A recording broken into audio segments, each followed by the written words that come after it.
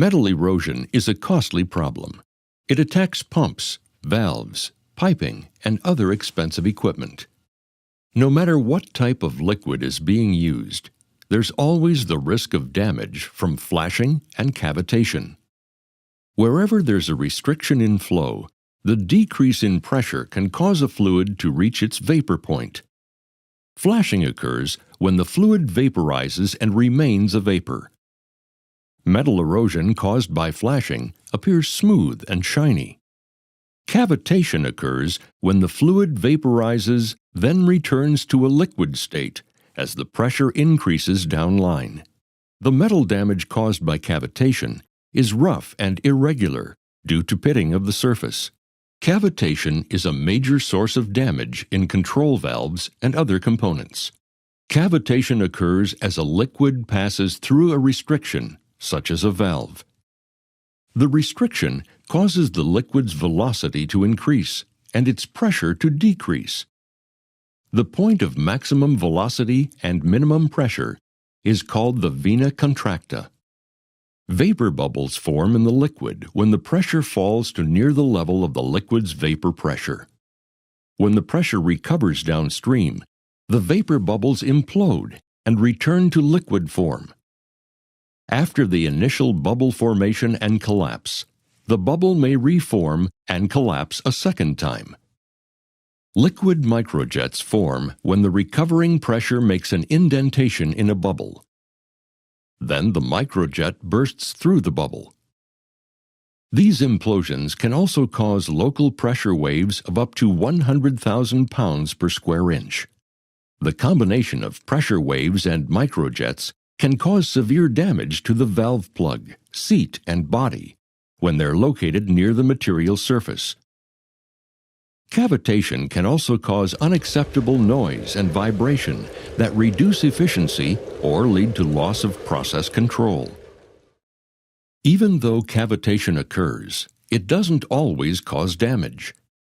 The extent of cavitation damage is affected by the following factors: the intensity of the cavitation. Greater drops in pressure increase the potential for damage. The materials used in the construction of the area where the cavitation occurs. Hardened materials reduce damage. The length of exposure to cavitation. The more frequently that cavitation occurs in an area, the more likely it is to sustain damage. Valve size. Increasing the valve size tends to make the effects of cavitation worse. The design of the valve and trim in the area of cavitation. High recovery ball and butterfly valves are more susceptible to cavitation damage. If there is leakage occurring when a valve is closed.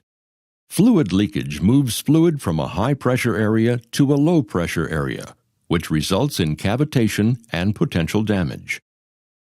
Cavitation damage can be reduced by altering or accommodating any of these factors.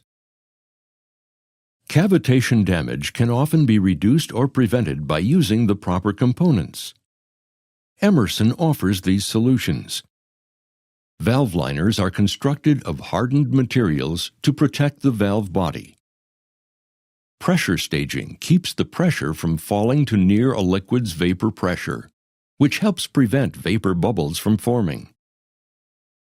Pressure drops are staged by the use of expanding nozzles or expanding flow areas. For example, in the Cavitrol 3 valve trim, nozzles have holes shaped to manage flow separation. Multiple small holes shift the noise to higher frequencies.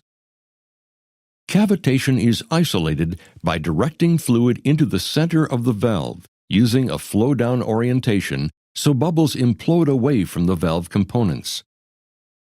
In addition, the Cavitrol 4 valve trim has expanding flow areas that decrease pressure as the fluid flows through. Limits changes in pressure at each step to prevent fluid from reaching the vaporization point, and prevents leakage. Fisher Control Valve Technology from Emerson Process Management provides customers around the world with leading critical valve solutions. You can count on Fisher products, backed by its 125 years of valve development and manufacturing experience, to solve your critical valve needs. For additional information on controlling cavitation damage or to learn about specific solutions, call your local Emerson Process Management sales office. To locate your local sales office, see us at www.fisher.com.